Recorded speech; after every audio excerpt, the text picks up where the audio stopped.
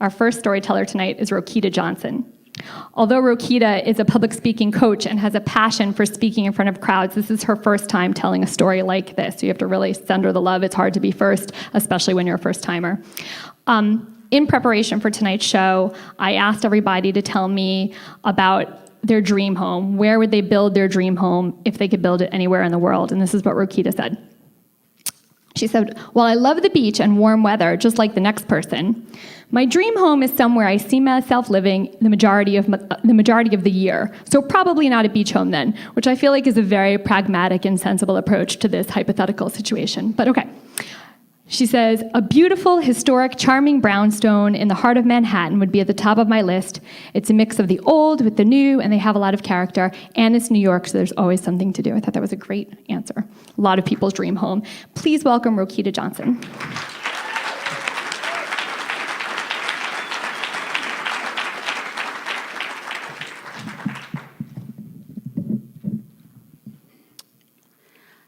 I remember it like it was yesterday.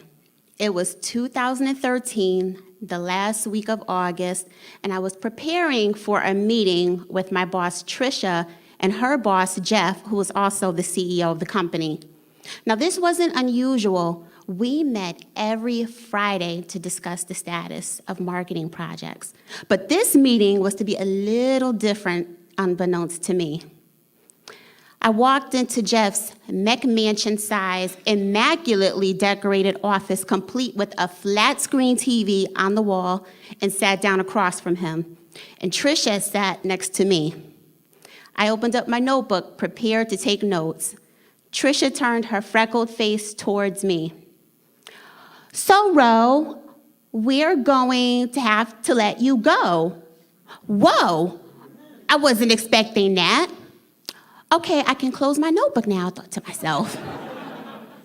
For what seemed like an eternity, when it was probably all of 10 minutes, they proceeded to explain why I had not been making the cut during my 6-month probationary period, and how HR would be sending me a COBRA package in the mail soon. And the whole time I'm sitting here listening to them, I'm thinking to myself, this job sucked. If you didn't fire me, I would have quit. You just beat me to the punch. But of course I didn't say that. As Trisha proceeded to escort me out of the office, it almost felt like a weird walk of shame in a way, except that it was 4 p.m. in the afternoon instead of 8 in the morning, which led me to my next thought. Why couldn't you just fire me in the morning? At least I would have had the rest of my day. The next few weeks were a whirlwind as I tried to figure out my next move and what I wanted to do career-wise, and my finances were a whole other subject altogether. Now, I had savings, but I knew my savings were only going to be there but for so long to save me if I didn't find a job soon. And as I was sitting on the lush green grass by the Hudson River in New York, about 3 weeks and no interviews later, the answer came to me. I would have to do the unthinkable. I would have to do the unfathomable. I would have to move back home with my parents. Now, this decision rocked me to the core. I don't know if you've ever had to move back home as an adult, but it's a weird feeling at the age of 32.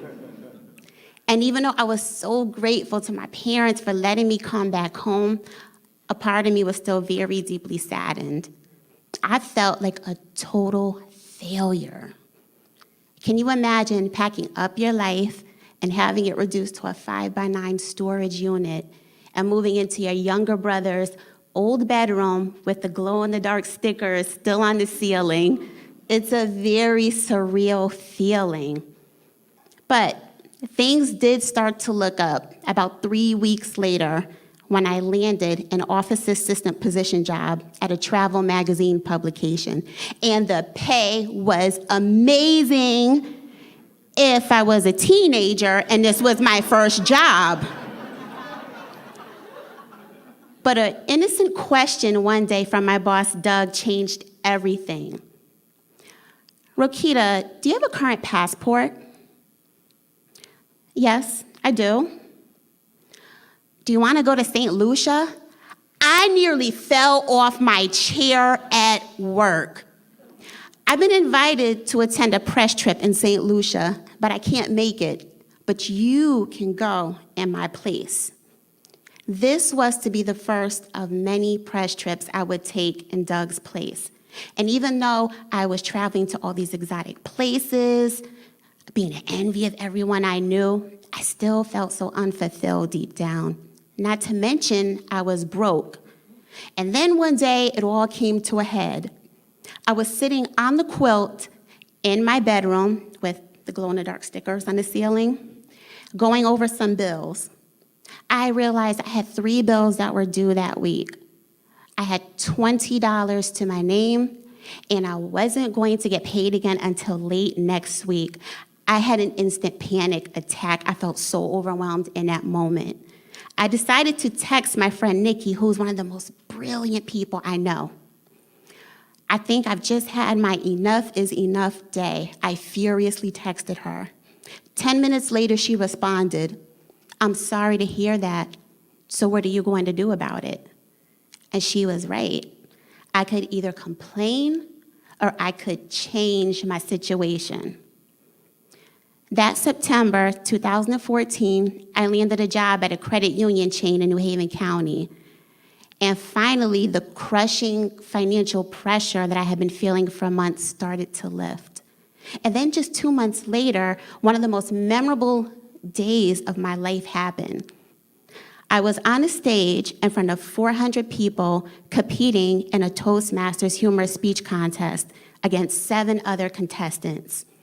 And as I finished my speech and sat down, I still felt really nervous, but nervous because I thought I went over time. I know there's no way I'm going to win. I know I'm going to be disqualified. I know I went over time. And then a couple minutes later, I heard a sound. I heard my name called, Roquita Johnson. I had won first place. I was shocked. I walked to the stage to get my trophy, and my heart burst with pride. I could not believe it. Well, after that, I really started to hit my stride.